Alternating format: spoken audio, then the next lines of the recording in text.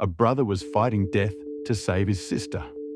And on the other side, there was a demon who spread only fear and pain in the name of family.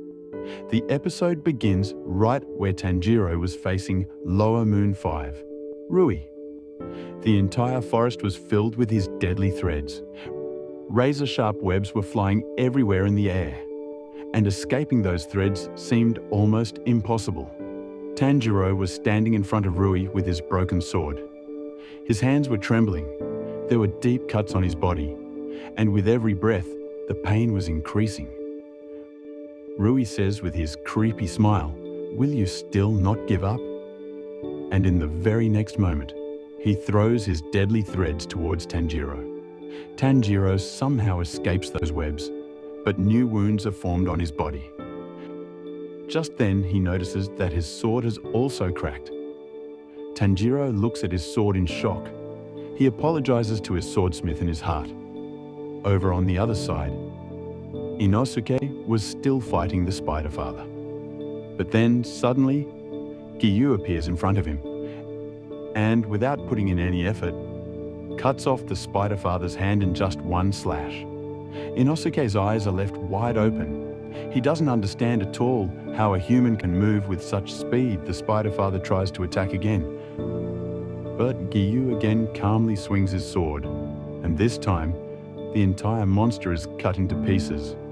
Inosuke is completely shocked. He thinks, "I have never seen anyone this powerful until today." But in the very next moment, his ego comes back. He stops Giyu by shouting at him, "Wait, I have to fight you. If I defeat you, then I will become the strongest demon slayer." Giyu doesn't even look at him. He just says in a calm voice, "I have a better idea. Go and train more." This hits straight to Inosuke's heart. He goes to say something in anger, but in the very next moment, Giyu ties him up with a rope and hangs him from a tree. Inosuke starts screaming, "Hey, untie me, I can still fight." But Giyu walks forward without looking back. Over there, Zenitsu was lying between death and life. The spider poison was spreading rapidly through his body. His breathing starts getting heavy. Darkness begins to cover his eyes. Just then, he hears his Gramps' voice, "Never give up." Zenitsu slowly begins to breathe so that the effect of the poison can decrease. And just then, Shinobu arrives there. Looking at Zenitsu's condition, she understands that he has kept himself alive until now with his breathing. Shinobu says with a smile, "If you hadn't done that, you would have turned into a spider by now." Then she takes out an antidote injection and directly injects it into Zenitsu's hand. Zenitsu screams in pain. Over there, back towards Rui, Tanjiro stands up for the fight again. But Rui's threads were so dangerous that they seemed to predict Tanjiro's movements themselves. Tanjiro thinks if I cut his threads, then maybe I can reach his neck. But Rui suddenly notices Nezuko. His eyes widen, and he asks in a trembling voice, "Is this your sister?"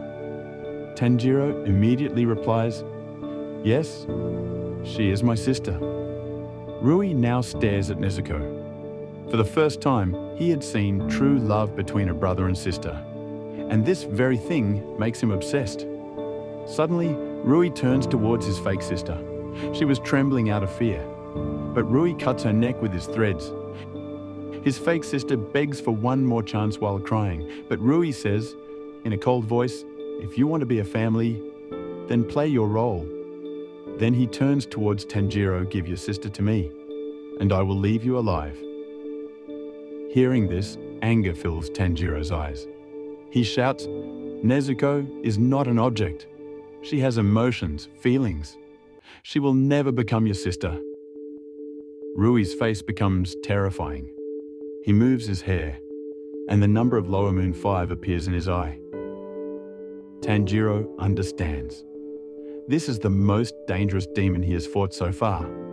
Suddenly, Rui captures Nezuko in the air with his threads. The web was so tight that blood starts coming out of Nezuko's body. Tanjiro panics. He begs Rui to leave her, but Rui says with a cold smile, "Now I am her big brother. She will listen to me." Hearing this, Tanjiro becomes completely furious. He activates full concentration breathing. A water dragon starts forming around him. Rui was confident at first, but now, for the first time, he starts to feel fear. Tanjiro uses water breathing. 10th form constant flux. His water dragon becomes even bigger and more powerful. But Rui also activates his blood demon art. Blood starts flowing from his hands, and that same blood spreads into his threads. Now all the threads had turned blood red, and they had become many times sharper than before. The entire forest gets filled with red webs. Tanjiro starts seeing death everywhere. Just then, he remembers his childhood. He and Nezuko are playing in the snow. And far away, his father is performing the Hinokami Kagura dance. His father was very weak, yet he was dancing without stopping. Tanjiro thinks in such cold for so long. How is he able to do this? Just then, his father tells him the secret of the breathing technique. As soon as he comes back to the present, Tanjiro's breathing begins to change. His entire aura becomes like fire. He uses Hinokami Kagura for the first time. Now his water dragon had turned into fire. Tanjiro starts moving towards Rui, cutting all his blood threads. Over there, Nezuko also hears her mother's voice. "Save your brother." Hearing this, Nezuko activates her blood demon art for the first time. Her blood becomes fire and starts burning Rui's threads. Now both the brother and sister were fighting together. Tanjiro moves towards Rui with full speed and finally cuts off his neck. Rui is left in shock, and Tanjiro shouts in anger, "No one can break the bond of us brother and sister." The episode ends right here. But now, the biggest question begins. Did Lower Moon 5 really die this easily?